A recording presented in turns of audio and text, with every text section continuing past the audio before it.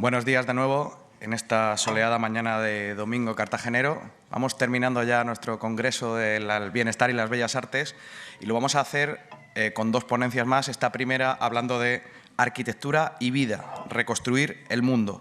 Nos acompañan José María Torres Nadal, Albert Cortina y Anatxu Zabalbezkoa. Dialogan sobre este interesante tema con nuestro compañero Teodoro León Gros.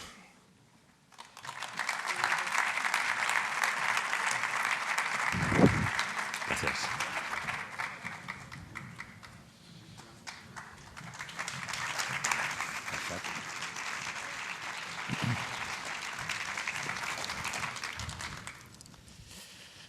Buenos días, es un placer volver a Cartagena.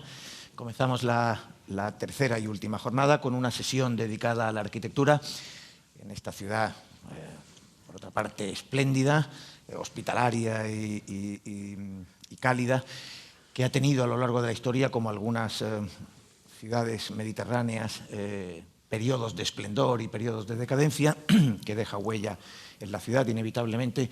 En una ocasión le oí a Antonio Gala definir Málaga como Málaga, el oropel y la cochambre, decía, ¿no? En cosas extraordinarias y huellas duras también en el tejido de la ciudad.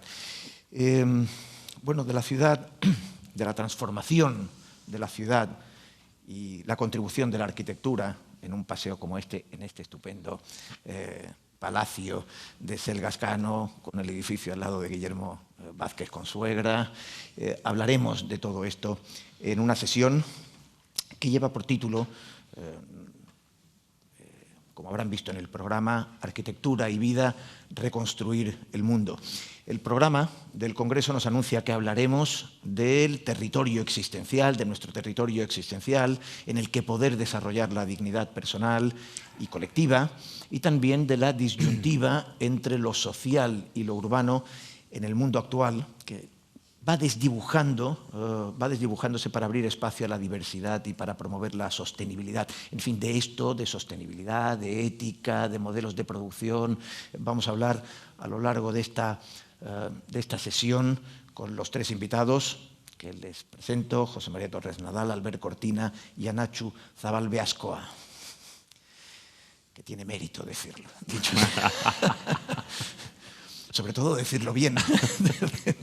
Bueno, Anatxu Zabalbezkoa, como digo, estudió periodismo e historia de arte en el Instituto de Arte de Chicago, escribe sobre arquitectura y diseño en El País desde hace 25 años, 25, no 20, es autora de una docena de libros de arquitectura, comisaria en exposiciones, jurado de premios relevantes, profesora invitada, en fin, una profunda conocedora de la arquitectura. Gracias, Anatxu. Bienvenida a Cartagena y a esta mesa. A su lado, José María Torres Nadal, murciano, nacido en Cieza, es catedrático de proyectos en la Universidad de Alicante. A partir de 2002 dirige la cátedra y el máster de Arquitectura Compleja, Tecnologías Complejas, y por tanto un asunto relevante también en esta conversación.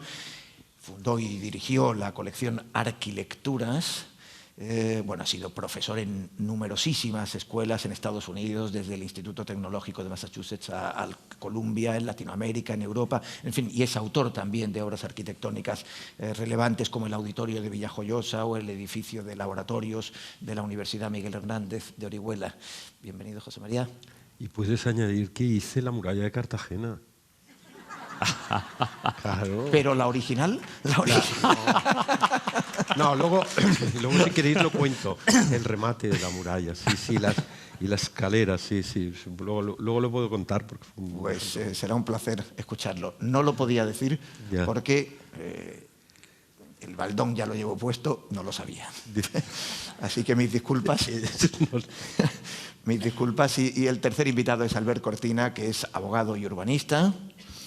Director del estudio de TUM, profesor e investigador de ética aplicada al urbanismo y a la ordenación del territorio en la Autónoma de Barcelona y en la Politécnica. Ha participado en la redacción del planeamiento territorial y urbanístico en diferentes ciudades. la ordenación del turismo urbano de Barcelona y de Palma, por ejemplo, y cartas del paisaje en Cataluña, en Galicia. En Cataluña, además, y en Galicia ha hecho la ley del paisaje, o ha sido ponente, digamos, en la ley del paisaje. Bienvenido, Albert. Muchas gracias. Bueno, pues presentado nuestros tres invitados, abramos la conversación, ¿no? Estamos en un mundo, evidentemente, en transformación, en una transformación particularmente acelerada por esa revolución digital que ha arrasado todas las estructuras analógicas con mayor o menor intensidad y que en muchos aspectos resulta inquietante, ¿no? La tesis de José María Lasalle en su libro, en su ensayo Ciberleviatán, es que en alguna medida está poniendo en riesgo, en serio riesgo, las sociedades liberales, las democracias liberales, tal y como las hemos conocido y pensado en la modernidad. En todo caso, es un momento de incertidumbres y como todo momento de gran cambio.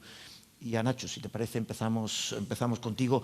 ¿En qué medida el urbanismo y la arquitectura en esa transformación del mundo contribuirá a redefinir los nuevos valores?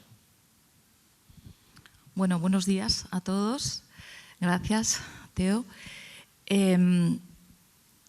Las ciudades, desde siempre, han definido en parte muy importante nuestra relación con el mundo. Cómo son las ciudades, cómo usamos las ciudades, cómo vivimos en las ciudades y cómo nos movemos por las ciudades, ¿no?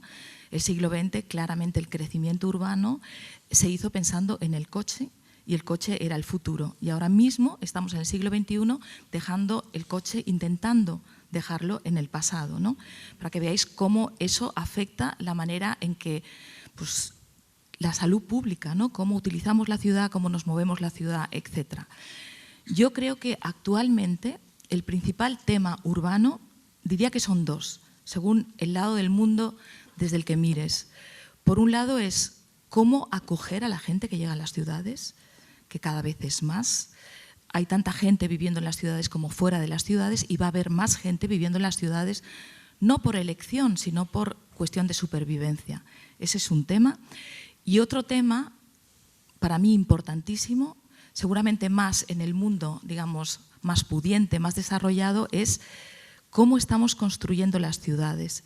Y cuando digo cómo estamos construyendo las ciudades, quiero decir cómo son y a qué obedecen las nuevas intervenciones. Hay dos palabras, que son dos palabras difíciles de entender, pero que son clave. Uno es la comodificación. Y quiere decir que antes, hace pues solo 3 décadas, se construía fundamentalmente para dar un uso a los edificios, sean viviendas, oficinas, fuera el uso que fuera, aunque fuera un uso de demostrar el poder. Hoy en día se construye fundamentalmente como inversión. Es decir, no para utilizar el edificio, sino para invertir. Eso redefine las ciudades. Está vaciando muchos centros urbanos y las consecuencias que eso tiene en el comercio, en la manera de vivir, en el hecho de que los demás no puedan acceder a una vivienda en la ciudad. Eso se llama comodificación y commodification, todavía no está admitida en castellano, y la consecuencia de eso, lo han oído hablar, es la gentrificación y pues, la despoblación de los centros urbanos. El hecho de que sea el factor económico el que determine cómo se construye, una parte muy importante de la arquitectura, nos afecta a todos. Albert. Bien, pues siguiendo con el hilo tanto de Teo como de Nacho, efectivamente estamos en un cambio de era, ¿no? Y a pesar de que nos lo han repetido muchas veces, todavía no entendemos muy bien este inicio de transición hacia otra cosa. Otra cosa que va a venir condicionada efectivamente por la digitalización, la irrupción de estas tecnologías exponenciales, de un ritmo frenético en la toma de decisiones, la inteligencia artificial, estas ciudades que pretenden ser inteligentes. Por tanto, toda esa visión nueva, ¿no?, de unas tecnologías que convergen, que son pues, la propia robótica, esa inteligencia artificial mezclada con otras neurociencias, nanotecnología, que va a modificar al ser humano y que va a modificar nuestras sociedades y, por tanto, a las ciudades, ¿no?, a nuestro entorno, a nuestro hábitat. Y, por otro lado, la biológica, ¿no?, que aunque parezca que no tiene nada que ver, ¿no?, esa modificación del ser humano, del ciudadano, de las personas que habitamos esos edificios Y esas ciudades, la vida, ¿no? De alguna manera, a mí me gusta ver la arquitectura y el urbanismo como aquellas disciplinas que ordenan o crean un poco el espacio para la vida, ¿no? Para la vida en general y para la vida específica de las personas y del ser humano. Claro, si nos van a modificar a nosotros, ¿no? Desde la modificación genética, nuestra propia condición natural de ser humano, estos ciudadanos vamos a ver también unas ciudades modificadas, ahora que hemos entendido que la ciudad, el territorio, es un organismo vivo, esa mirada nueva desde la arquitectura, desde la disciplina urbanística de metabolismo urbano, de hábitat urbano, de lugar, no simplemente un conjunto de edificios, de calles, ¿no? Sino de entender un organismo vivo que es nuestro entorno, que de alguna manera es nuestro cuerpo extendido, ¿no? Nosotros, como seres, habitamos un cuerpo físico, biológico, estamos en un hogar, en un entorno que nos da confort, que nos da salud, ¿eh? O sea, hogares sanos, saludables, sostenibles. Estamos en una ciudad, que es ese entorno un poco más extenso de donde desarrollamos nuestra vida, la vida de los otros seres vivos, ¿no? Ahí hay plantas, hay árboles, ¿no? Me gusta la idea que tienen algunos de el edificio como árbol, la ciudad como bosque, ¿no? Si queréis después lo desarrollamos. Pero esas ciudades están en otro entorno un poco mayor, que es el propio territorio, territorios también que dan vida, que crean espacios para la vida, para la agricultura, para otras actividades más extensas. Estamos en un planeta y estamos en un universo, ¿no? Ese cosmos, esa visión de orden y de alguna manera evitar el caos, a la que volvemos a poner el zoom en nuestra forma de habitar esas ciudades, esos edificios, ¿no? Bueno, está en entredicho, dadas estas dos revoluciones que he comentado antes, ¿no? La revolución digital, que pretende cambiar todo lo que es el metabolismo en cuanto a información, la revolución biológica en cuanto a esa visión orgánica, viva, tanto del ser humano como de la ciudad y el edificio, ¿no? Bueno, por ahí quería empezar, a ver qué os parece. José María. Sigo yo. Entonces, yo creo que hay algo en común en vuestras dos intervenciones y es el hecho, un poco la constatación de que la arquitectura es realmente, la ciudad es algo que está instalado en el corazón de nuestra vida y por lo tanto, digamos, en tanto que eso es productor de vida nueva, ¿no? O sea, esto a nivel íntimo, es decir, el primer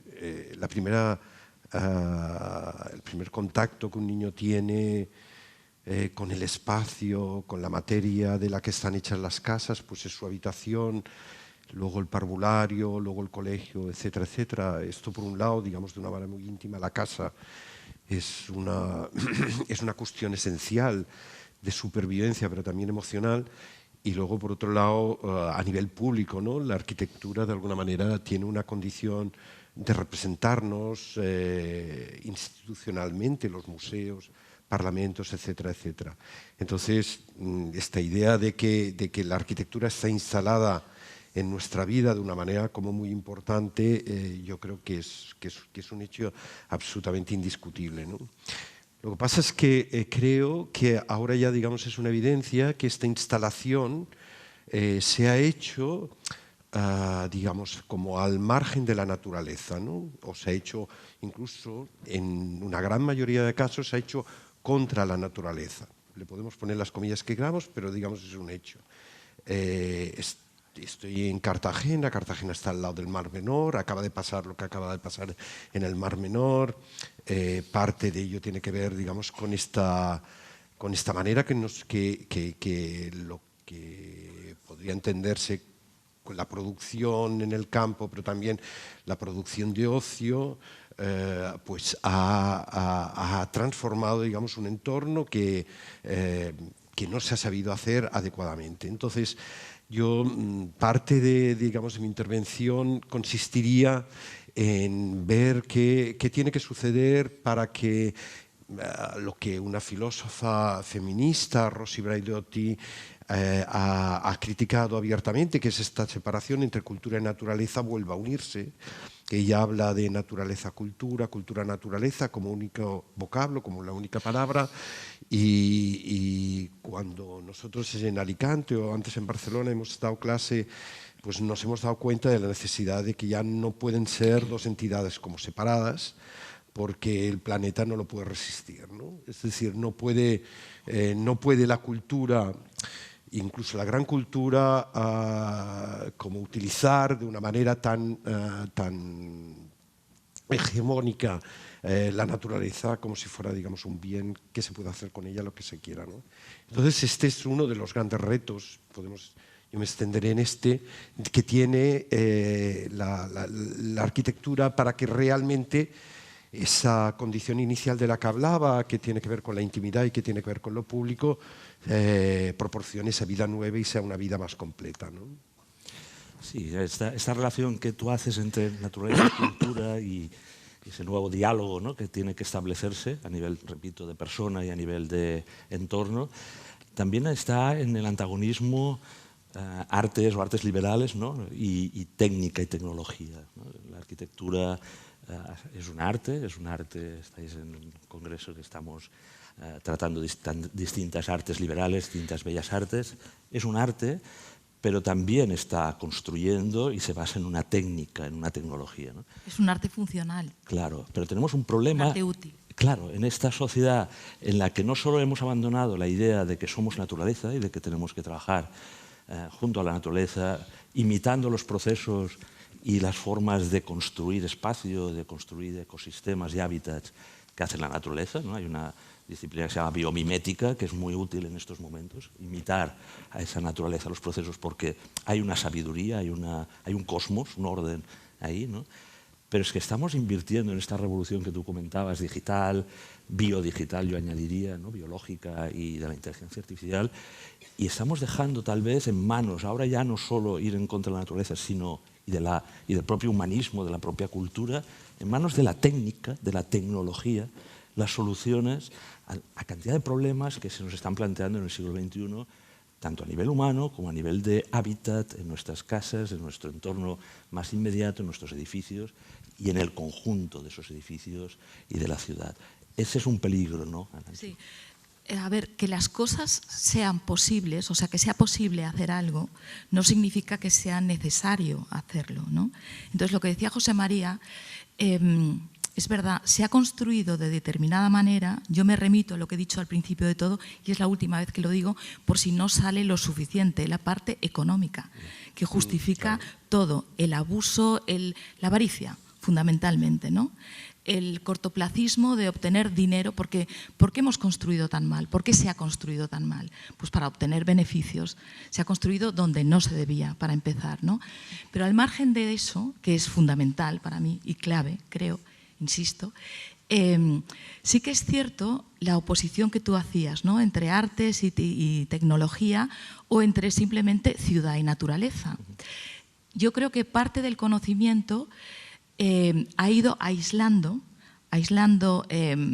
territorios, seguramente para ahondar en el conocimiento, pero eso ha creado una manera de funcionar que es antinatura, realmente. Las ciudades, en contraposición al campo, no acaba de funcionar. ¿Por qué? Porque, bueno, ahora vemos la cantidad de problemas que tenemos y cómo las estamos renaturalizando en el momento, además, que arquitectónicamente son más densas, tienen más densidad porque más gente tiene que vivir en las ciudades y porque tenemos que intentar que los desplazamientos sean más cortos, ¿no?, para que la vida sea más sostenible. Pero yo recuerdo haber entrevistado a Oriol Bohigas, que para aquellos de ustedes que no lo conozcan, es un arquitecto ya muy mayor, tiene que tener 92 años tiene, y fue el arquitecto conocido, entre otras cosas, por las plazas duras de Barcelona, ¿no?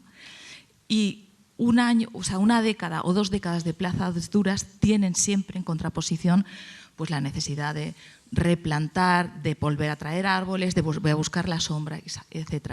Pero él lo justificaba porque él decía, es que yo he sido un niño que cuando salía de mi casa y llovía, me ensuciaba los pies de barro. Entonces, para mí, el progreso era el asfalto. Hubo un tiempo en que pensábamos que el progreso era el asfalto. Lo piensan en muchos pueblos. Y la gente dice, no se puede ir contra el progreso. A lo mejor tenemos que replantear la idea de progreso en relación con la naturaleza, seguramente. Yo quería incluso introducir, es evidente que estamos en un momento en que la lógica de la sostenibilidad medioambiental, y se está celebrando la Cumbre del Clima estos días, tiene una relevancia, en fin, en las demandas, ¿no?, de este mundo en transformación, y seguramente eso nos lleva a tener que pensar en formas radicalmente distintas de concebir las ciudades y de concebir la forma de construir. Lo que me pregunto es si hasta qué punto eso tiene algún grado de viabilidad, ¿no? Pero en todo caso sí que podríamos empezar a hablar de una ética ecológica en el urbanismo y en la arquitectura, ¿no? Bueno, más que ecológica, también ecológica y humanista, ¿no? Es decir, yo creo que se ha introducido un tema que durante el siglo XX el progreso era esa cierta artificialización. No sé si ir contra la naturaleza, pero sí como mínimo controlarla, dominarla, hacerla confortable, ¿no? O la fantasía de controlarla, Sí, ¿no? la fantasía, ¿no? Pero parecía como que teníamos que tener aire acondicionado para poder refrescarnos en las casas, es decir, artificializar un poco nuestro hábitat, nuestro entorno, donde hemos dicho antes que se dan las condiciones de la vida, ¿no? Un poco a contranatura, ¿no? Yo creo que esto lo vamos superando a través de esta visión más de sostenibilidad, la bioarquitectura, el urbanismo sostenible, ¿no?, ecosistémico, que diría Salvador Rueda. Yo creo que esta visión, con todas las dificultades, pero ha penetrado en el discurso transdisciplinar, ¿no? Aquí hablamos mucho de arquitectos, pero en la ordenación urbana, en la ordenación de la ciudad, tenemos a geógrafos, tenemos a ambientólogos, tenemos a una cantidad de profesionales inmensos donde ahora se trata ya de ordenar, ¿no?, evitar el caos que decíamos antes del cosmos, ordenar esos espacios de la vida, de creación de vida, ¿no?, de vida de las personas, ¿no? Van entrando distintas visiones, distinta transdisciplinaridad. El arquitecto tiene que redefinirse, se redefine en esa función, repito, de la sostenibilidad, entiende el discurso ambiental. Yo creo que ahora las tecnologías, el posthumanismo, el transhumanismo que antes comentabas, el ir más allá, ya no solo el progreso, algunos nos están planteando que es abandonar la condición natural humana, abandonar la condición natural de nuestro entorno, ¿no?, de nuestros territorios, artificializar, inteligencia artificial, hemos dicho antes, ¿no?, automatizar, robotizar, datos. Es decir, hay una nueva amenaza, si me permitís, ¿no?, de una nueva cosmovisión que se integra perfectamente en el discurso de las Smart City, de las ciudades inteligentes, de lo que decíamos antes, la tecnología resolverá todos los problemas ambientales, ¿no?, el cambio climático, la movilidad, etcétera, ¿no? Y emerge de nuevo, no es nueva, ¿no?, la visión humanista. Todo esto lo estamos haciendo para el conjunto de la vida, pero efectivamente para las personas, ¿no?, desde una visión a escala humana, las ciudades a escala humana. Y entonces ahí vamos a tener una gran batalla interesante, ¿no?, porque por un lado nos van a decir resolveremos los temas ambientales desde la tecnología y por la otra nos puede deshumanizar. Vamos a ver qué pasa por ahí, ¿no? Yo creo que hay un poco... yo creo que es muy importante lo que dices, Nacho, de dejar constancia que la arquitectura y el urbanismo es uno de los grandes negocios del mundo, ¿no? Es decir, mueve cantidades inmensas de dinero, ¿no? Y esto está en la raíz del problema, ¿no? En la raíz del problema de considerar la arquitectura. Por un lado, viajamos en las ciudades, digamos, para ver, digamos, arquitectura, y por otro lado, esa misma arquitectura forma parte, digamos, de este entramado económico brutal, absolutamente brutal, ¿no? Y esto ha producido, digamos, como una situación absolutamente esquizofrénica, que en un momento determinado pues, permitió hablar, digamos, yo creo que de una manera absolutamente equivocada de los arquitectos estrellas, etcétera, que me parece que ahora podemos incluso, me gustaría hablar de ello. Hay una figura que me parece que es muy bonita y es algo que tiene que ver, digamos, con esta percepción íntima de cómo el usuario de esa arquitectura puede acceder a la construcción de esa forma de la ciudad. Y es desde estos foros o desde las escuelas de arquitectura, desde los periódicos o desde la radio, a introducir el concepto de la ética de los cuidados, ¿no? Yo creo que la ética de los cuidados es algo que de alguna manera enlaza con esa parte más hermosa de la vida, que tiene que ver con lo femenino, que tiene que ver un poco con el hecho de dar forma a aquello, a lo mejor, digamos, que está dentro de nosotros y nosotras mismos, ¿no? Yo últimamente hay una figura con la que me gusta relacionarme en las escuelas y que creo que explica el cambio de nuestra posición en la que yo, por ejemplo, me eduqué en Barcelona de tener que hacer caso y responder a una determinada ideología para pasar a ser el profesor que es más como una matrona, ¿no? La figura de la matrona es una figura maravillosa porque la matrona es la persona que ayuda a que aquello que está dentro de ti, digamos, nazca bien, ¿no? Es decir, que su experiencia no es una imposición ideológica, sino aquello que ya está conformado, porque todos ustedes, cada uno de nosotros y nosotras somos de alguna manera ciudadanos que tenemos una determinada forma de vida, unas determinadas concepciones, una determinada relación con las cosas más, con los animales, con las plantas, con las calles, con la vecindad, con lo doméstico, con esta pequeña escala que está hablando de los afectos, ¿no? Y entonces creo que la matrona reivindica, digamos, esta figura de este personaje que ayuda a que lo que hay dentro de uno funcione. Y yo creo que encontrar las formas de traducción y de representación de esta ética de los cuidados es absolutamente esencial para de alguna manera claramente oponernos a que sigan pasando las cosas en la forma que están pasando, ¿no? Yo quiero comentar dos cosas. Primero, Albert, o sea, cuando hablamos de que estamos dejando atrás, o me ha parecido oír algo así, la intervención en el paisaje, nunca ha sido más salvaje que ahora. Hay que pensar dónde, porque el mundo es muy grande. Si piensas en lo que está pasando en Dubái o en Qatar, cómo se están construyendo islas artificiales con forma de palmera, y nos parece hasta divertido, ¿no? Es garrafal lo que está pasando allí, pero es que también está pasando en España. O sea, los puertos se están construyendo donde llegan estos contenedores bestiales de la China, generalmente, son tan grandes, se ha multiplicado. En el año 2000 llegaba, me parece que era 1 millón de contenedores al año en cada puerto de mercancía. Ahora llegan 8 millones al año. Imagínate la progresión. Y claro, hace falta espacio. ¿Cómo se consigue ese espacio? Pues ganando espacio al mar. Y luego pasa lo que pasa en Venecia. Si a eso sumamos lo que hablábamos antes de los problemas económicos, que son de corrupción, de no preparar un sistema para lidiar con los problemas que ya tenemos, sino al revés, aumentarlo, pues la ensalada está servida. Eso por un lado. Y por otro lado, esa sería la ética de las grandes decisiones, ¿no?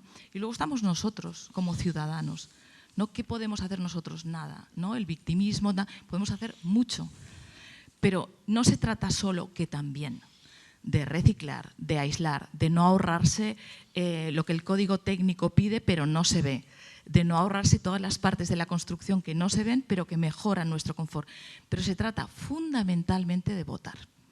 Esa es la gran decisión. Cuando se vota a favor de mejorar las ciudades y de mejorar la calidad de vida. Y cuando digo votar, no voy a hacer campaña a favor de ningún partido. Simplemente hay que saber lo que está defendiendo cada partido. Tenemos un país y un mundo que hay gente que no puede pagarse una sanidad privada y está votando en contra de sus intereses, sin darse cuenta que está votando en contra. Porque me fastidia, para que se fastidien. Bueno, pues te estás fastidiando tú también. Cada partido político defiende una idea de ciudad, la venta de la ciudad. Yo llevo 20 años viviendo en Madrid y he asistido a la progresiva venta de lo que era público. O, por ejemplo, que tengamos un político que haga campaña para que vuelvan los coches, para rebajar las multas a 25 euros, para que los coches vuelvan a los centros urbanos. Y les tienen que llamar la atención desde fuera. Señores, esto es insostenible. Esto no se puede admitir. Entonces, ¿qué podemos hacer como ética? Lo que queráis, pero el gesto más importante sería el voto. Y el más útil, seguramente. Y saber a qué votamos, claro.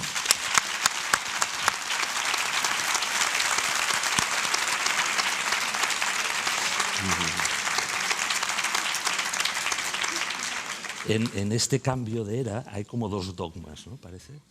Uno es el de mejor, la mejora, ¿no? Estábamos hablando antes de progreso y ahora vais a escuchar muchísimas veces, a partir de ciertos debates, el mejoramiento, la mejora humana, el mejoramiento humano, ¿no? Que es esta ideología transhumanista que va diciendo vamos a superar nuestra condición humana, que es el cuerpo, es nuestro hábitat, ¿no? El primero, ¿no?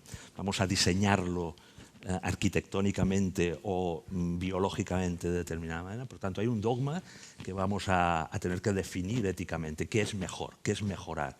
¿Qué es una ciudad mejor? Otra peor, o más amable, más humana, escala humana, un territorio que se adapta más a esta sostenibilidad. Vamos a tener que debatir qué quiere decir mejor, ¿no? Mejorar. Y el otro es la técnica nos salvará de todo, repito, ¿no? Las biotecnologías están vendiéndonos la idea de que a todos nuestros problemas sociales, vitales, personales, vamos a tener que poner una solución biotecnológica, ¿no? Y tú has dicho una cosa muy interesante, no todo lo que vamos a poder hacer nos va a convenir como seres humanos, como ciudadanos, como habitantes de todo el planeta. Esa va a ser, de alguna manera, entiendo yo, una visión que los expertos o las personas que nos dedicamos en distintas disciplinas a crear y diseñar ese espacio para la vida humana, y los ciudadanos, nosotros, que somos los que habitamos, ¿no? Esa idea de habitabilidad en esas ciudades, vamos a tener que encontrar el punto de unos principios básicos de qué es ética, que le podemos poner muchos adjetivos, la ética del cuidado que comentaba José María, de la confianza, de la anticipación, ¿eh? Pero al final es encontrar unos puntos de encuentro entre distintas visiones, cosmovisiones. Las ciudades cada vez son más multicolor, más multiculturales, ¿no? Tenemos muchas visiones distintas, también la del negocio, por supuesto, ¿no? Pero tenemos una visión de empoderamiento ciudadano, ya ha entendido que su hábitat es donde desarrolla su actividad de vida, ¿no? Desde la familia, hogar, hasta lo que hemos dicho antes, ¿no? El territorio. Entonces, esa visión de cómo definir el bien común, que es base y básico para una ética, pongámosle el adjetivo que queramos, ¿no? Esa va a ser una dificultad tanto en la ciencia y en ese avance o progreso hacia lo mejor que nos anuncian las tendencias transhumanistas o posthumanistas. ¿Qué quiere decir de alguna manera el bien común? No el interés general, en la función. Cuando estudiaba yo al menos urbanismo, ¿no? Se decía, el urbanismo es una disciplina que de alguna manera cumple una función social de ver cuál es el interés general de los ciudadanos y ponerlo ahí como construido en calles, ciudades, etc., ¿no?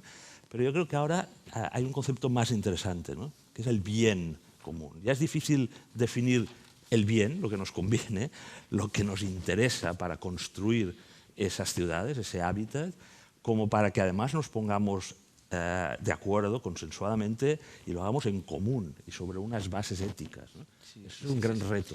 Sí, José María, decía Richard Sennett en Construir y Habitar, decía que no hay manera directa de plasmar la justicia, decía él, o ciertos valores en una forma física, ¿no? Supongo que se refería, o parece claramente que se refería, en fin, a la pretensión vana en algunas ocasiones de corregir las injusticias del mundo apelando al urbanismo o a la arquitectura, que en ocasiones se le pide algo que no puede dar.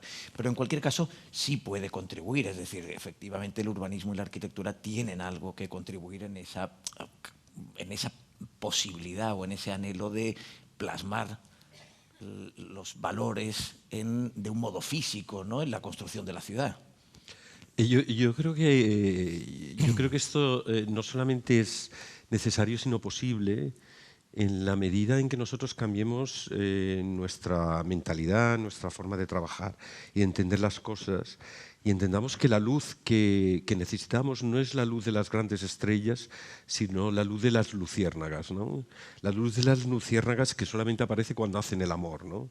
Es una metáfora muy potente y muy bonita además, o sea, porque tiene que ver con lo diminuto, tiene que ver con lo pequeño, tiene que ver con lo femenino, tiene que ver con, digamos, con lo próximo, con lo cercano. Y yo creo que si mezclamos la condición extremadamente política de la arquitectura y de la construcción y la mezclamos, la juntamos, digamos, con esta condición que tiene que ver con estas figuras que están apareciendo en nuestra conversación, yo creo que entonces sí que es posible encontrar, desarrollar, expandir formas de contraposición a la barbarie que viene, ¿no? Y no utilizo, digamos, palabras mías, sino de algunos filósofos, digamos, que ven un poco lo que está ocurriendo en los modelos que estamos utilizando, que nos han llevado a la situación en la que estamos, ¿no? Ahora venía oyendo la radio y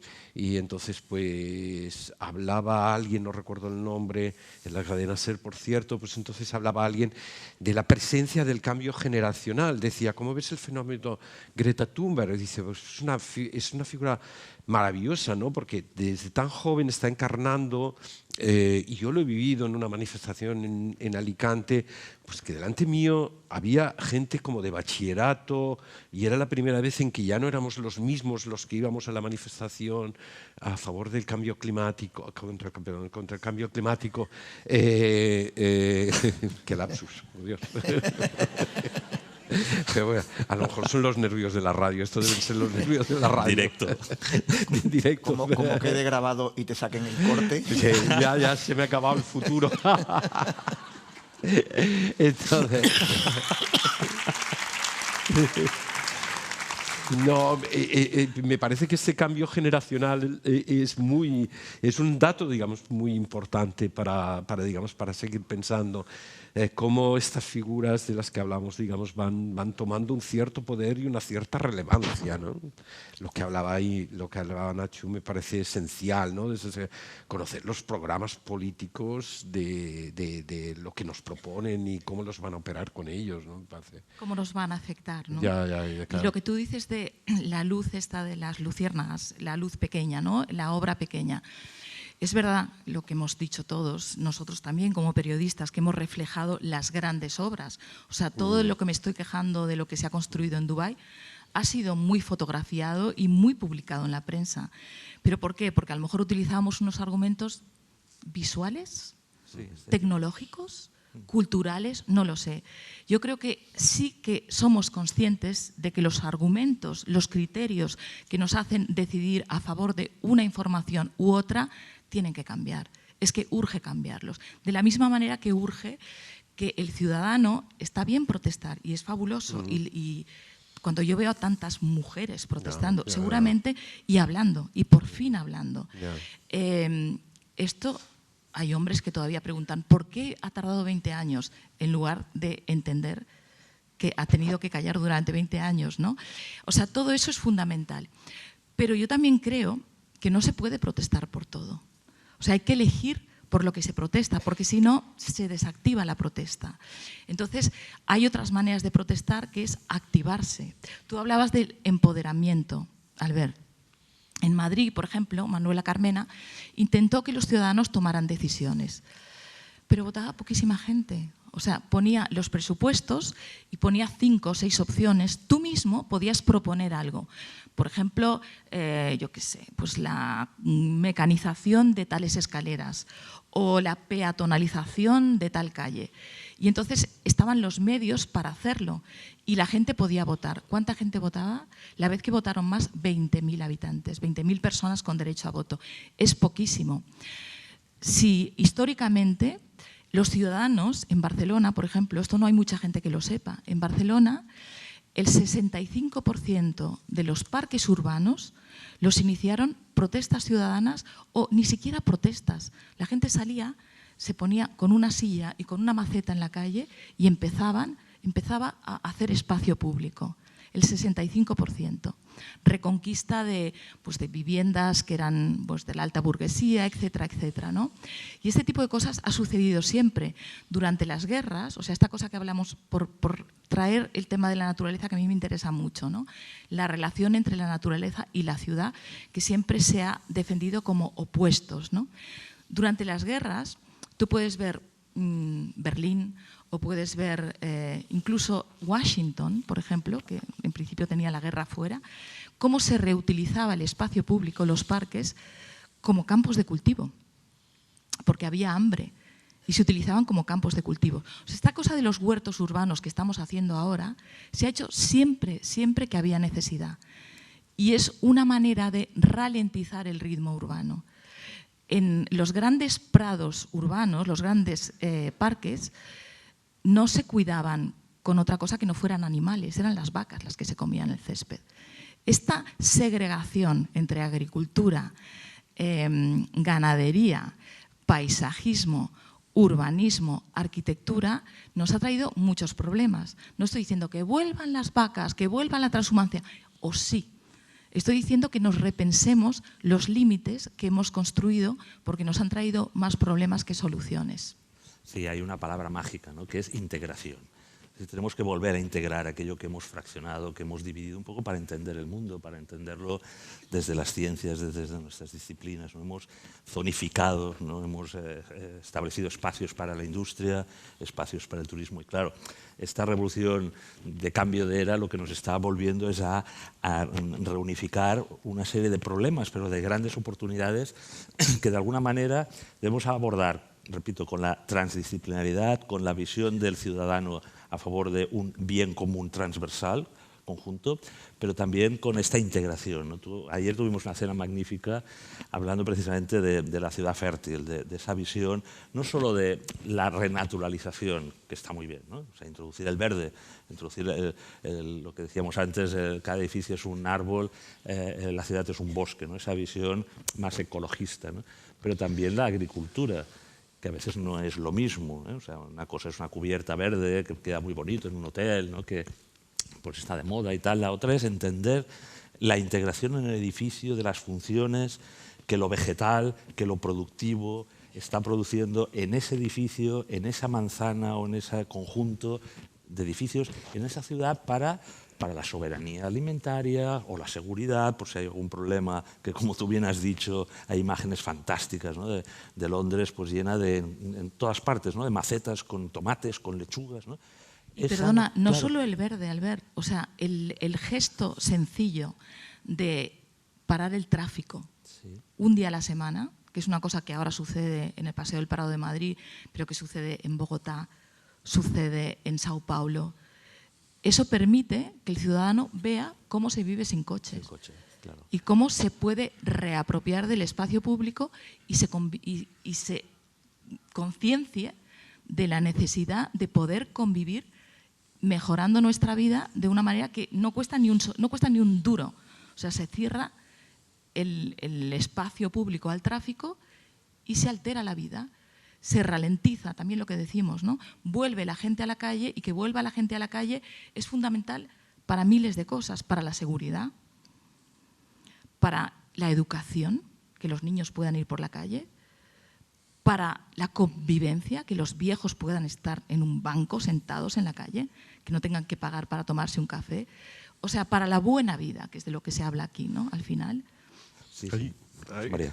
No, que creo que hay un cambio que se está introduciendo, que está ya escrito, que está circulando, y es el hecho de intentar desesperadamente introducir la idea de ecología y la idea de ecología profunda frente a la idea de sostenibilidad, tal como se está usando por parte de los políticos, ¿no? O sea, yo creo que ese cambio tiene que ver con y la idea de ecología profunda tiene que ver con la idea de considerar todas las cosas como seres vivos, dice Timothy Morton, aunque no lo sean, ¿no? Entonces las preguntas son: ¿tienen los árboles algo que decirnos? ¿Tienen las murallas y las casas algo que decirnos?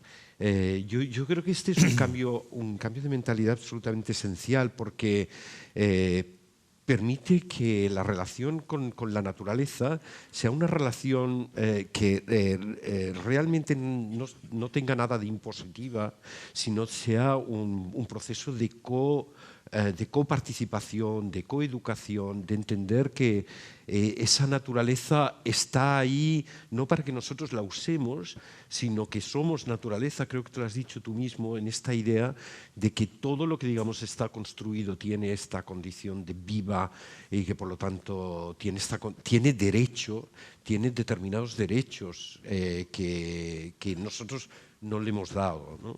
Y ahora tenemos otro reto, ¿no?, que, perdona, hemos trabajado desde la ordenación física, material, tangible, de la ciudad, del territorio, y en este cambio de era nos está viniendo todo lo inmaterial, lo intangible, ¿no? La información, los flujos, la información, la inteligencia colectiva.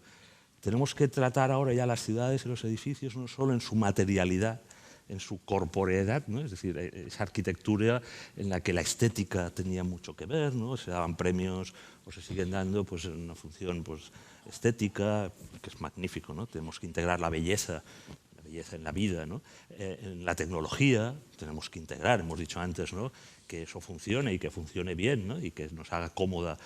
Pero ahora entra en nuestra cosmovisión del urbanismo como metabolismo, ¿no?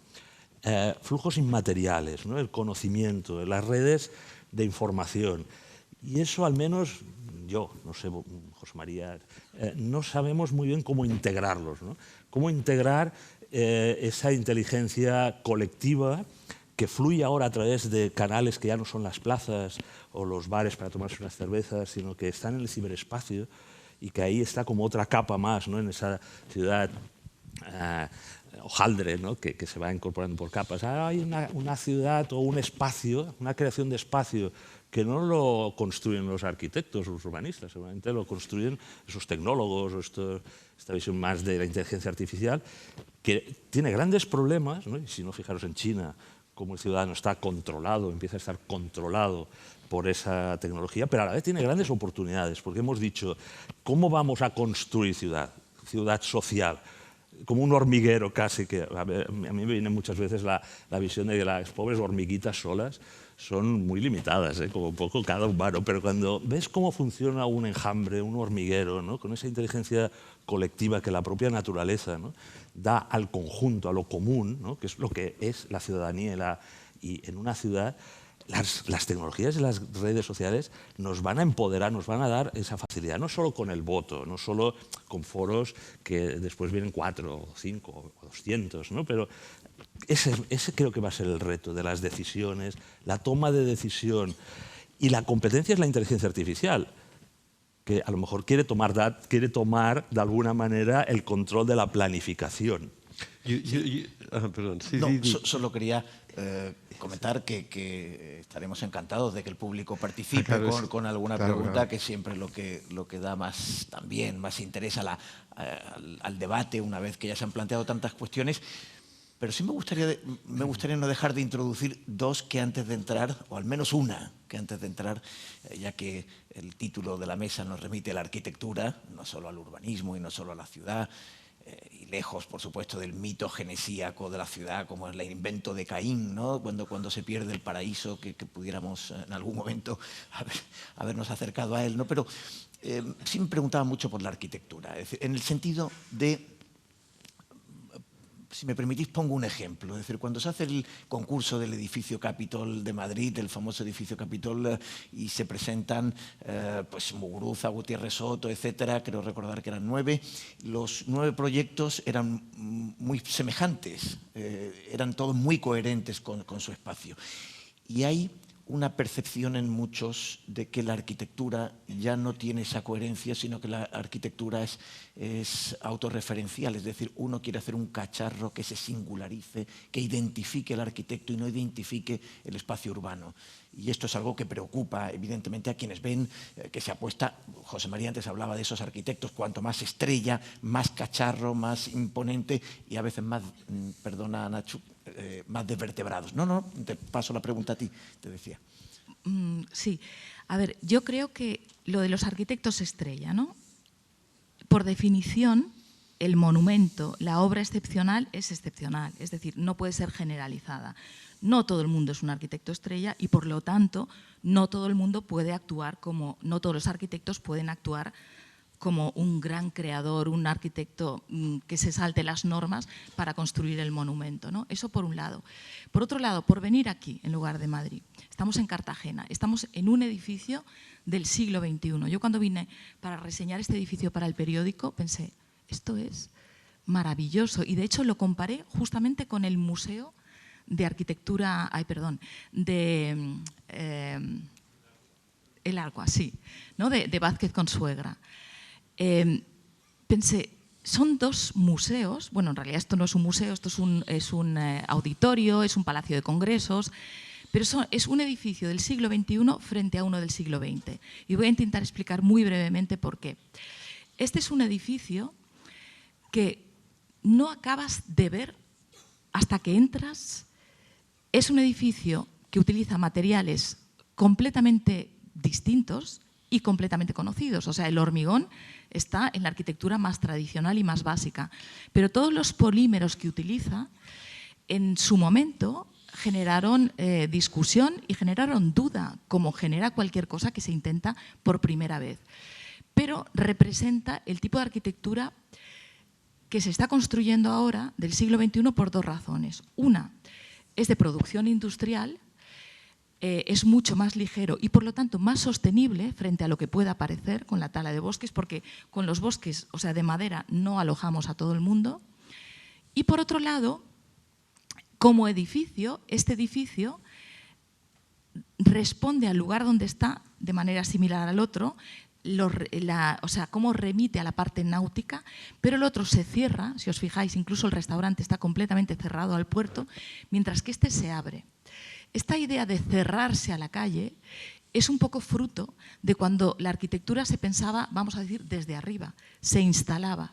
Y entonces se pensaba más, a lo mejor, en la fachada del edificio que en la relación, lo que hablábamos antes de los límites entre las disciplinas, ¿no? La relación entre el edificio y la calle, es decir, en el usuario. Entonces yo creo que todo esto se está cuestionando, lo que decías tú también, José María, uniendo otras maneras de pensar, no solo la que se enseñaba en la escuela, no solo la propiamente proyectual arquitectónica, sino escuchando. Hay un tipo en Twitter que tiene, a ver si me acuerdo bien, una frase que pone: el que solo sabe de arquitectura no sabe de nada, ni siquiera de arquitectura. Yo creo que esto es lo que está replanteando la arquitectura del siglo XXI. Es que creo que volver, digamos, a esta idea de separación naturaleza-cultura, que yo creo que es muy importante, ha llevado, digamos, a la cultura a convertirse en un estatus absolutamente hegemónico, que lo único que se ha mirado y se ha contemplado es a ella misma, olvidándose realmente, digamos, de que había una evolución que tenía que ver, digamos, con la evolución propia de la vida.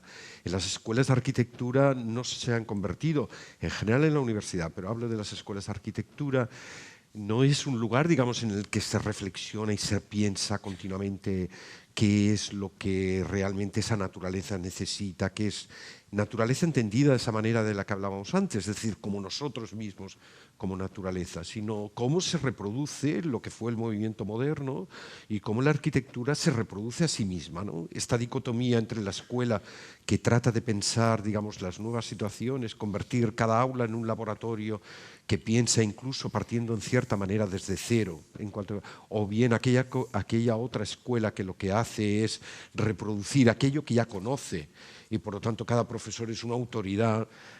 Yo creo, digamos, que es un poco una metáfora clara de la dicotomía entre una posición y la otra, ¿no? Y entonces pues se trata en todos los campos de apostar por una cosa o apostar por otra, ¿no? Sí, tenemos que encontrar, creo, nuevos equilibrios, ¿no? Es casi como una coral, ¿no? Hay singularidades, ¿no? Yo creo que todo el mundo que ha participado en una coral, nosotros mismos, ¿no? Somos personas singulares, tenemos esos picos, ¿no? Tal vez de genialidad, ¿no? Y después hay realmente vanguardistas, gente que ayer vimos a Ara, ¿no? Que de alguna manera despuntan, ¿no? En no esa ser autorreferenciales, ¿no? Entiende el entorno, entiende esa coral, esa orquesta, etcétera. El arquitecto debe entender ese hábitat donde se circunscribe. Yo creo que esa dicotomía se está empezando a resolver y entender, ¿no? Desde la escuela, desde los premios, ¿no? Nada de autorreferencialidad, ¿no? Es decir, un poco relación, integración, que decíamos antes, ¿no? Bueno, no veo muy bien, pero tal vez haya alguna pregunta. ¿Alguien quiere incorporarse al debate? Aportar.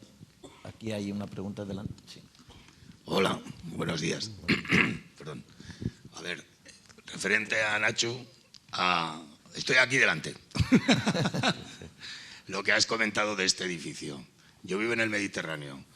Bueno, ayer, y me gusta mucho también la historia y la arquitectura, incluso desde sus inicios, Roma y todo aquello. cómo se aprovechaban los recursos naturales, esas techumbres que recogían el agua en aquellos patios centrales. Que alguien me explique cómo este edificio, con la luz y el día tan bonito que tenemos hoy, estamos aquí encerrados con luz eléctrica desde las 10 de la mañana. Pregunto yo, ¿esto ocurre en todo el edificio? Porque a lo mejor, pregunto, estamos en un subterráneo y los auditorios tienen unos requerimientos de luz. Existen, pero es raro un auditorio con luz natural. Existen. Sí. Pero que no sería un bonito reto aprovechar. Pero arriba esto. no hay luz natural, pregunto. Pero es que aquí el centro de reunión estamos aquí, no estamos arriba. Los foros romanos eran abiertos.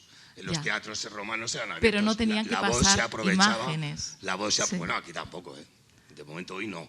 Bueno, no sé si me habéis querido entender o no. Sí, sí, se ha entendido la pregunta. Se ha entendido la pregunta. Hay recursos que estamos gastando a lo tonto, cuando quizás con inteligencia, hay gente que sabéis de esto, podríais buscar soluciones alternativas. A eso me refiero. Nada más. Gracias. Gracias. No sé si queréis comentar algo sobre... Yo ya lo he dicho, Sí. o sea, yo creo que es cierto que sí que existen algunos auditorios con luz natural, pero generalmente para otras necesidades, vamos a decir, escénicas, generalmente no se diseña así. El resto del edificio te puede gustar más o menos, pero yo creo que sí que tiene bastante en cuenta estos factores, que es cierto que no los tiene en cuenta pues muchísimo. El hotel donde estamos, por ejemplo, tenía la calefacción a tope, yo he tenido que dormir con la ventana abierta, por ejemplo, ¿no? Ese tipo de cosas que son poco inteligentes. Yo a lo mejor cuando tú hablas de la inteligencia, Albert, yo soy una descreída, ¿no? Entonces, creo que esto de lo smart lo veo como una oportunidad de negocio, fundamentalmente. Aunque sí que creo que pues puede ser interesante saber cuánto tarda el autobús, pero vamos, no es vital, ¿no? O sea, es una ayudita, pero no me parece que sea revolucionario. Y soy descreída porque descreo de los cambios que llegan de un día para otro. Yo creo que los cambios se van instalando y al final nosotros como usuarios y al final también como consumidores hacemos ese filtro, ¿no? Entonces, esto que ahora llamáis smart, antes se llamaba domótica. Y he tenido muchos, esta cosa que ibas a llegar a casa, iban a saber, atención, la presión sanguínea le ha subido, le ha bajado, le ha pasado lo que sea, pesa usted más, tiene el pollo en el horno, voy a abrir la ventana para que entre un poco el aire. Esto que parece una película de Tati, la verdad es que existía. Y Renzo Piano, que es un vanguardista, es un arquitecto que siempre iba por delante, lo instaló, lo llegó a instalar en su estudio. Y aquello era como una especie de orquesta. Soplaba una brisa, se abría una ventana, incidía un rayo de sol, se corría, está todo de ruidos y al final lo desconectó. Lo más smart fue desconectarlo, ¿no? Más humano, sí. Entonces, el tipo de inteligencia a la que se refería este señor, sí, pero aquí usted tiene que pensar varias cosas. Uno, cada uno tiene un gusto. Dos, cada uno tiene unas necesidades y yo entiendo lo que usted dice. A lo mejor el próximo foro se puede hacer en el teatro. Y entonces tendrá usted la luz natural, pero costará más llevar los micrófonos, por ejemplo. ¿Alguna pregunta más? Por parte del público no he visto ninguna mano. Sí, Sí, hay una. ahí Hay una.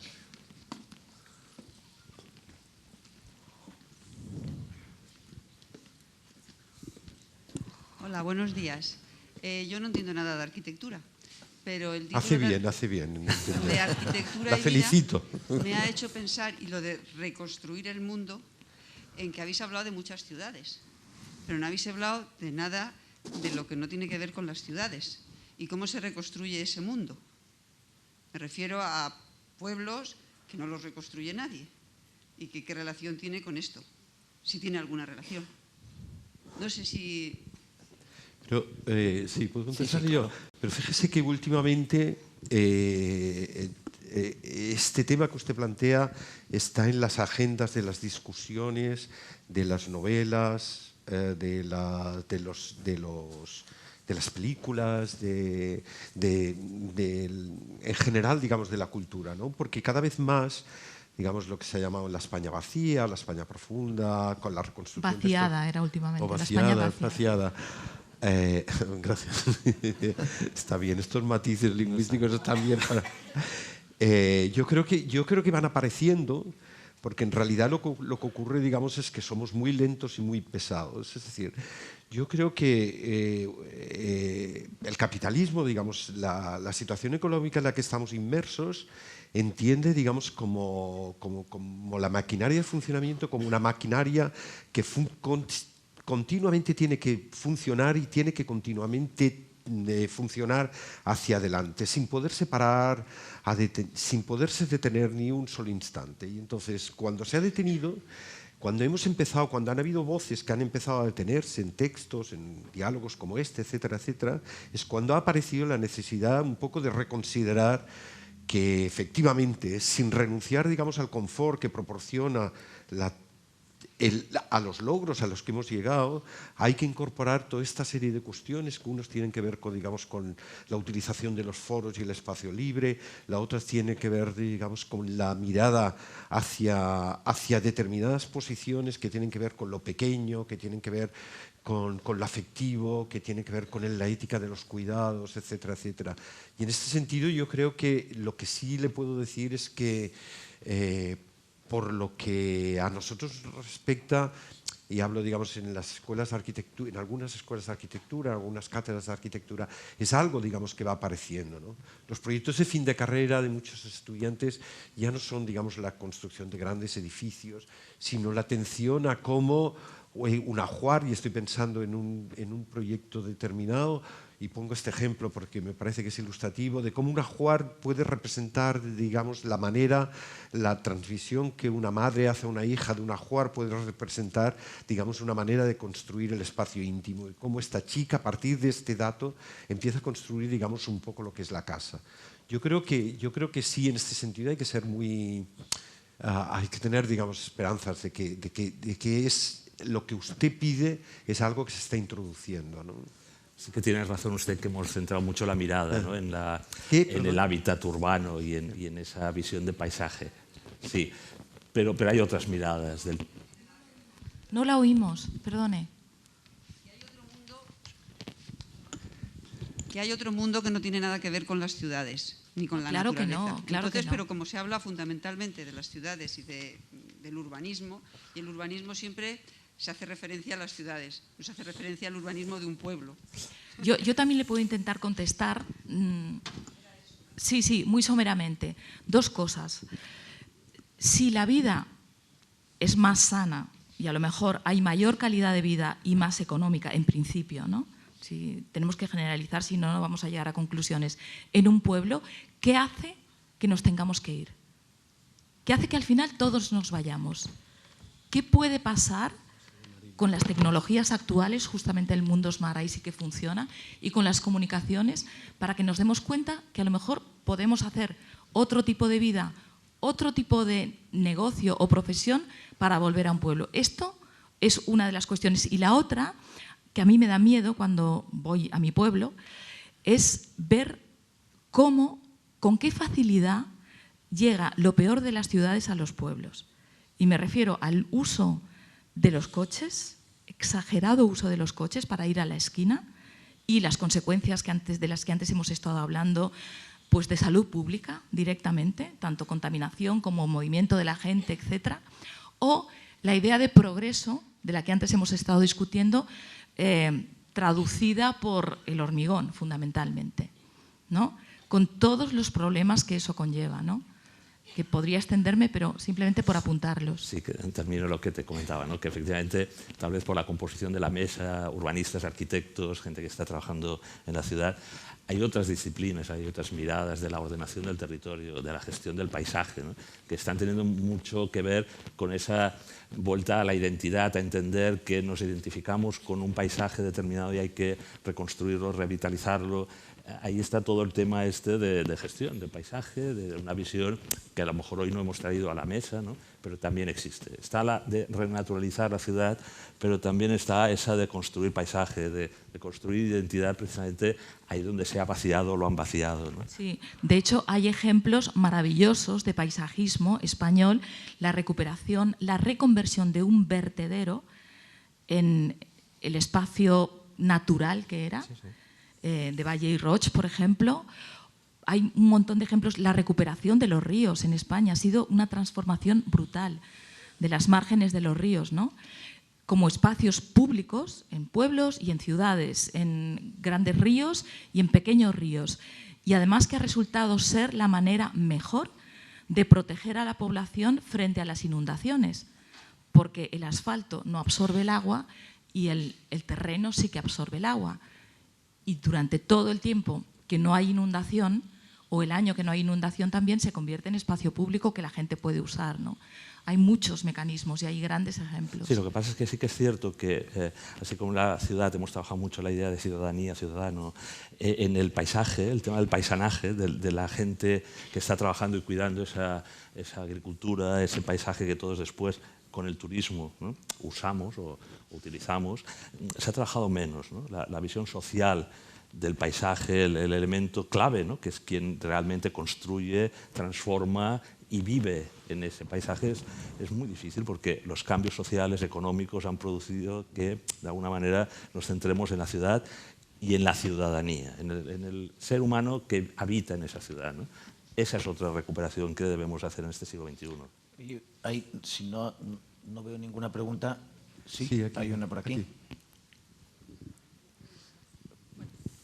Buenos días, yo tampoco soy arquitecta ni tengo mucho de idea de arquitectura, pero sí que tengo una reclamación de hace unos días de toda la ciudadanía murciana, que es el Mar Menor, la muerte de nuestro Mar Menor, de nuestra vida que teníamos, de nuestra historia.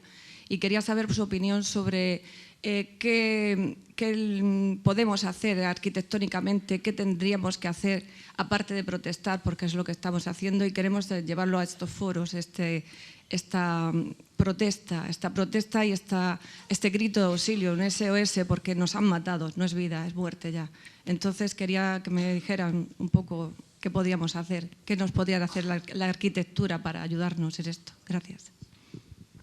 Yo creo que últimamente una de las cosas que más no sabré reproducir el nombre de la filósofa, de la política, de la persona política, una mujer política que hablaba de la ecología y de la importancia que tenía el difundir el tema.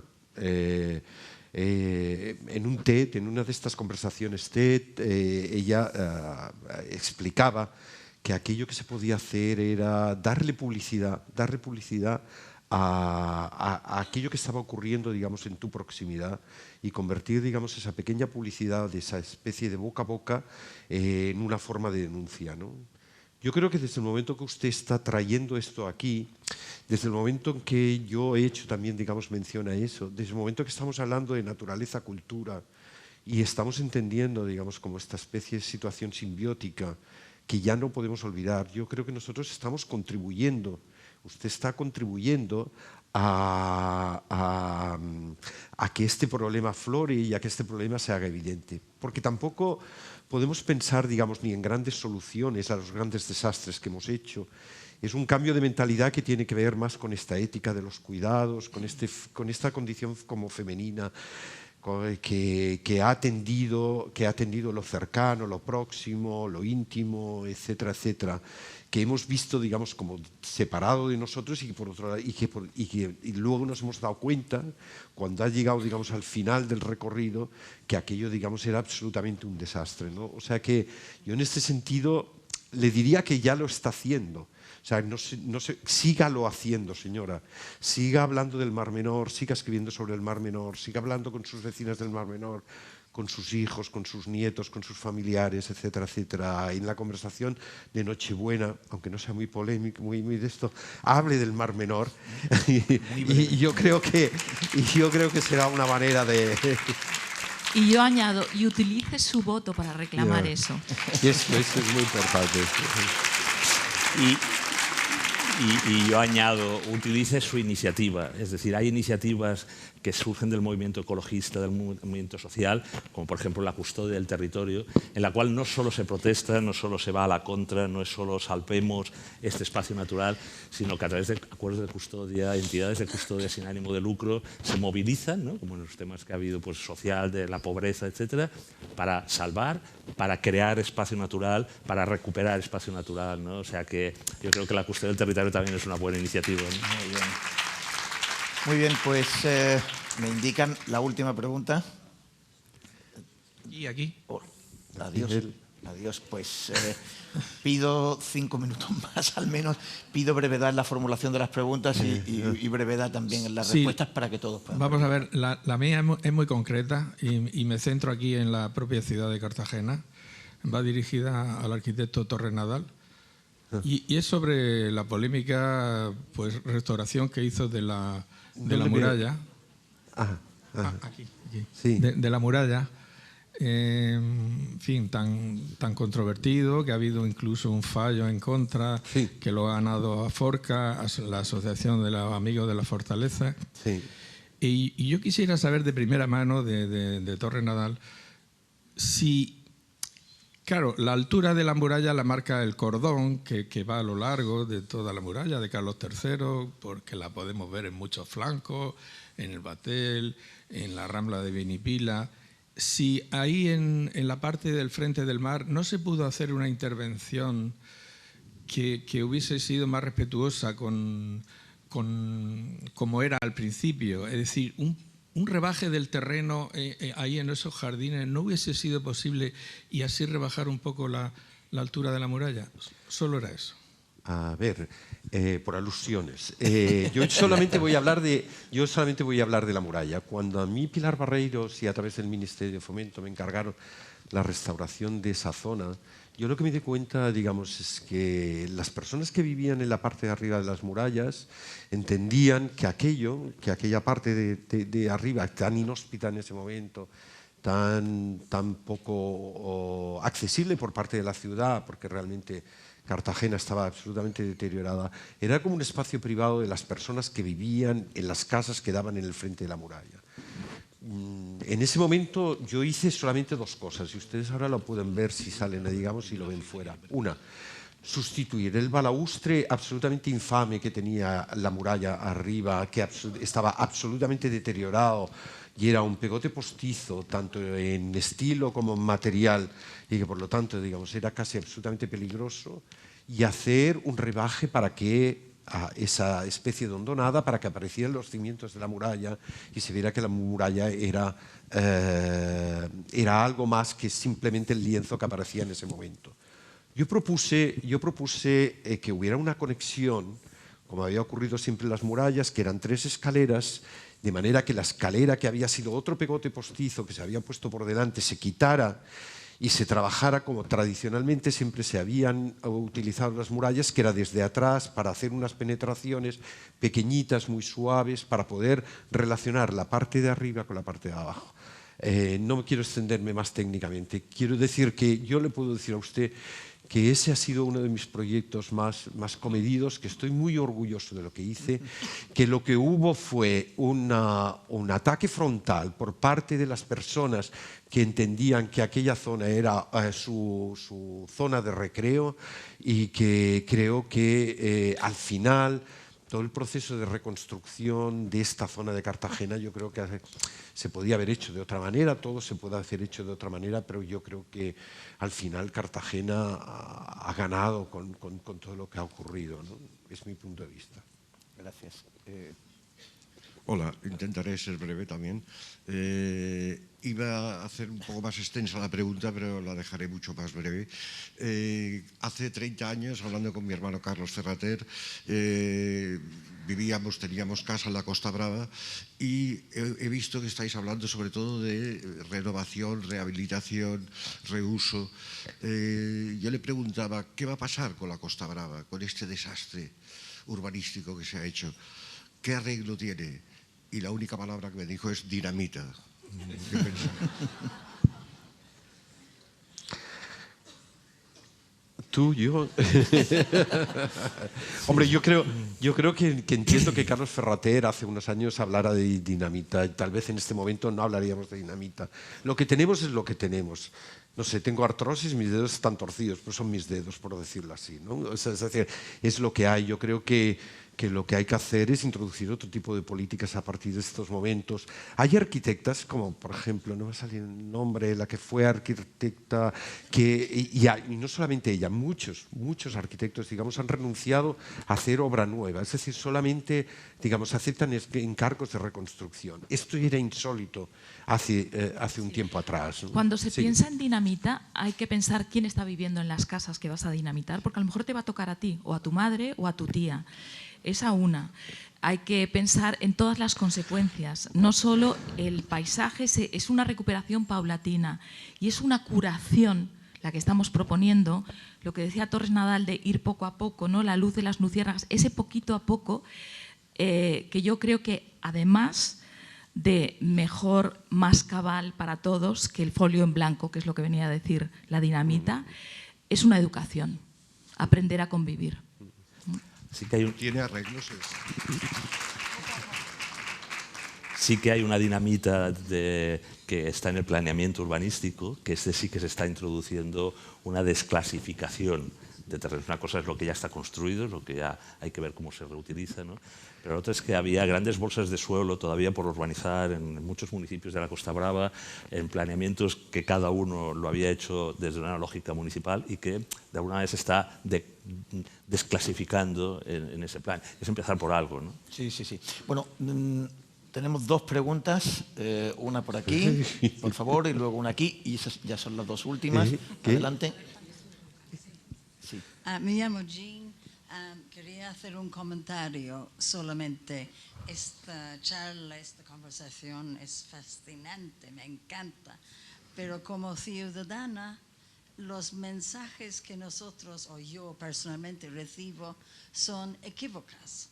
Y me siento como los borregos que viven en mi pueblo y que veo pasar todos los días con los pastores. Porque te tiran por un lado por otro. Uno te tira de una pierna, otro te tira de una mano. Y ya terminas por no... Por favor, no se aleje el micrófono cada vez que pasa un borrego. Porque... Perdona. Los borregos. Y te tiran por todos lados y no sabes por dónde andar. Y el ejemplo que quisiera poner y termino es, por ejemplo, los coches en las ciudades. Perfecto. Los bicis carriles. Todo el mundo a montar en bici. Y ven, todo el mundo detrás de los coches respirando CO2 y todo, monóxido de carbono, y van a terminar muriéndose los de los bicis antes que los conductores. Nada más. Gracias. A ver, muy rápido. Que haya diversas opiniones significa dos cosas, que hay libertad de opinión y que hay distintos intereses. Eso muy resumido. Lo de los coches va a cambiar todo. El modelo urbanístico derivado de los coches es completamente inviable.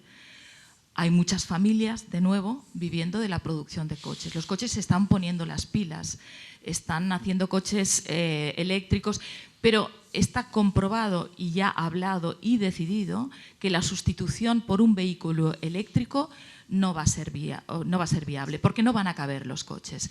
Con lo cual hay que buscar un transporte alternativo. No pasa nada. Antes del coche había otros transportes y además el cambio del transporte tendrá efectos, como decíamos al principio, en la vida de las personas, en la salud pública de las personas, no solo por lo que respiren, sino por cómo nos movamos. Dejaremos de llegar en un coche refrigerado a un gimnasio y a lo mejor caminamos por la ciudad.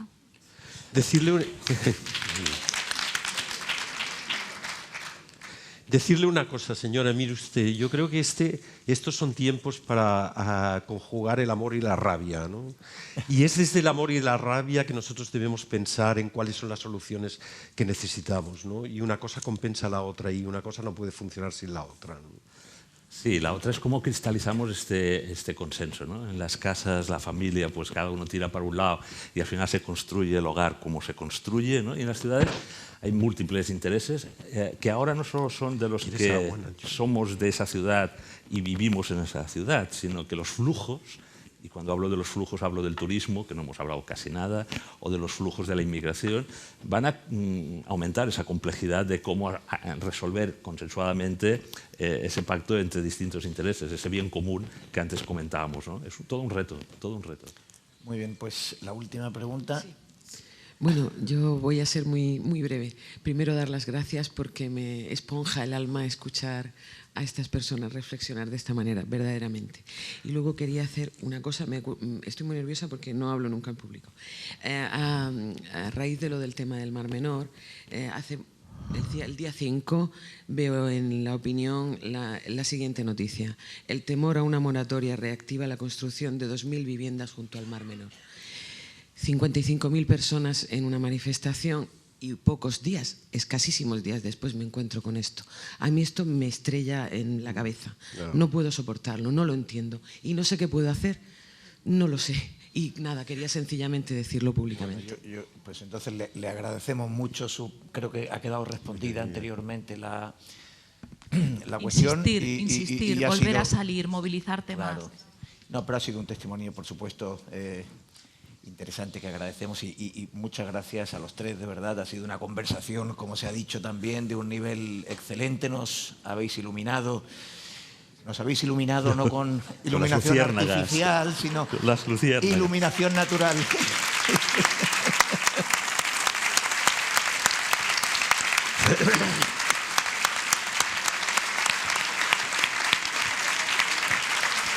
Pero tenemos que acabar.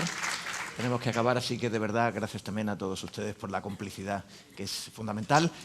Un breve alto y vamos a la última sesión para cerrar el Congreso. Gracias. Gracias.